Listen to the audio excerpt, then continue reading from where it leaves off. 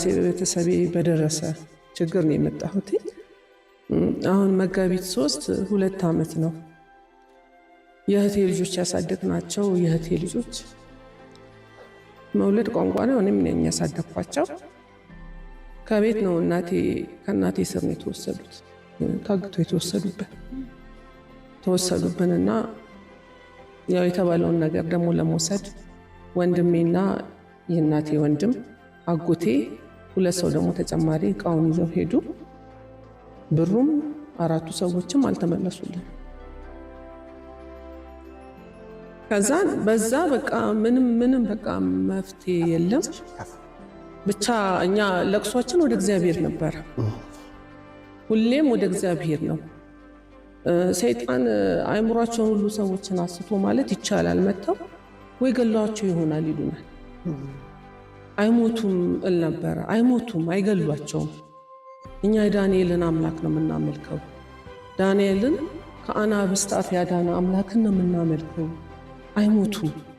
በጣም በጽኑ እምነት ነው። እኛ ያው ብዙ ክፉ ይፈታተናል ቤተሰቤ፣ ግን ሁላችንም ደግሞ ወደ እግዚአብሔር እምነታችን ወደ እሱ ነው ጽናታችንና አይሞቱም እንል ነበረ።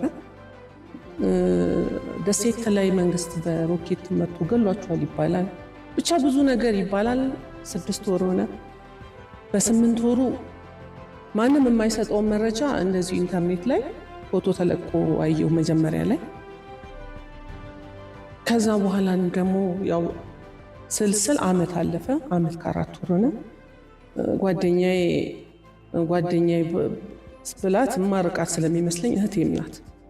ዘብር ልሄድ ነው ክርስትና ስማቸውን ስጭኝ ልጆቹ ስትለኝ ሰኔ አይ እኔ ሄዳለሁ አብርሽ እኔ መቀሩ አይደለም ብዬ ባለፈው መጣሁኝ። እዚህ ጸሎት አስይዤ ሄድኩኝ። ሰኔ 26 እዚህ ተጸልዮ በ28 እዛው ያው እኛ እናቃቸው ራሱ ገብርኤል ነው መረጃውን የሰጠኝ። ያው እኛ ከዛሬ ነገ ምን ይነገረናል ብለን ነው ተስፋ አልቆረጥንም ከእግዚአብሔር።